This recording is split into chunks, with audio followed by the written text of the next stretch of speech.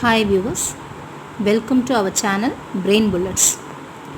Now I am going to explain you about the human digestive system, or in other words what we'll call as human alimentary canal. So before going to the system, you should know what is the meaning of digestion. So digestion is the breakdown of complex food substances into simpler food substances. Example, starch is broken down into sugar, proteins are broken down into amino acids, fats and are broken down into fatty acids and glycerol.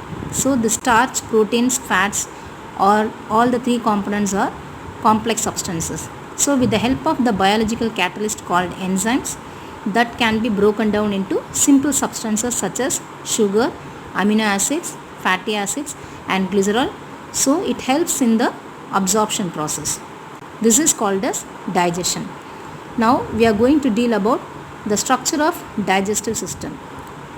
As you know, the structure involves this alimentary canal is a continuous tube start from the mouth to the anus. Okay, so each and every part it is made up of specialized tissue to do that function called as digestion. For example, start from the mouth. As you know, in the mouth what all the components or parts are present: teeth, tongue, okay, and the glands called as salivary glands.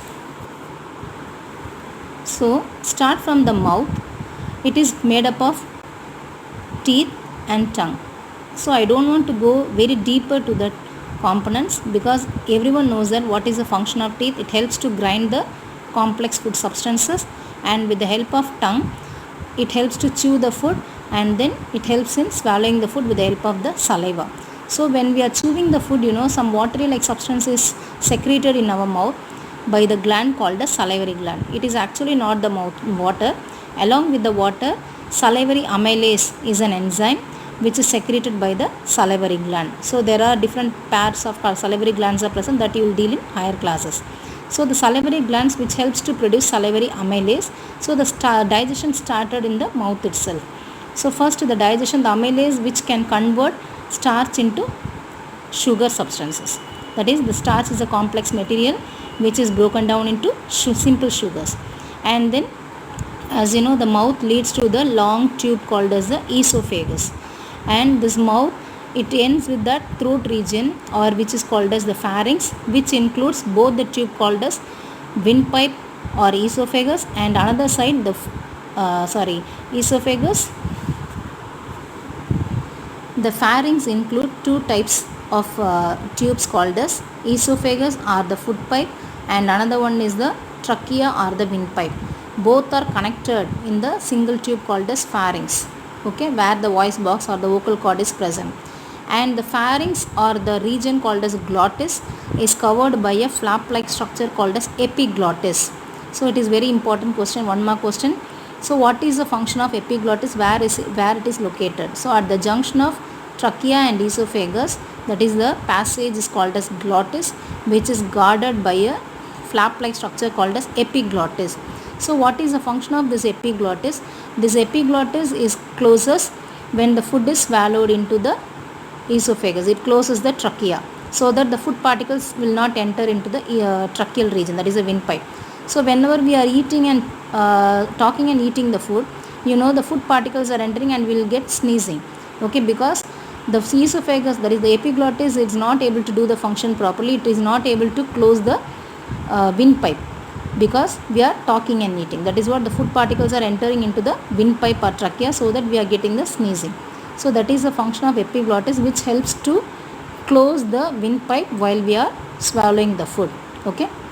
Now coming to the long tube called as esophagus, or it is otherwise called as food pipe.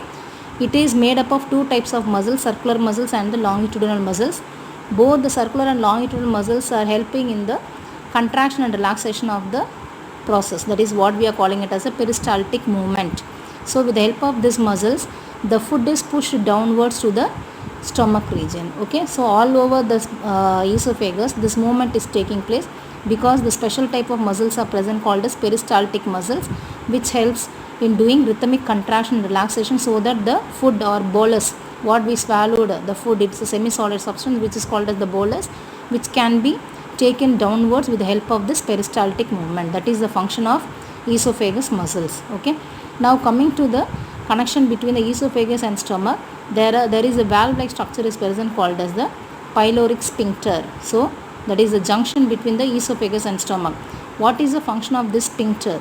This sphincter muscles which allows the food particles to enter into the stomach region. Okay. So the sphincter is present in this junction between the esophagus and the stomach, and one more sphincter is present between the rectum and the anal region, that is the anal sphincter. Okay, which helps to open the anal system, that is the opening called as anus. With the help of that, the excretion will be taking place. Okay.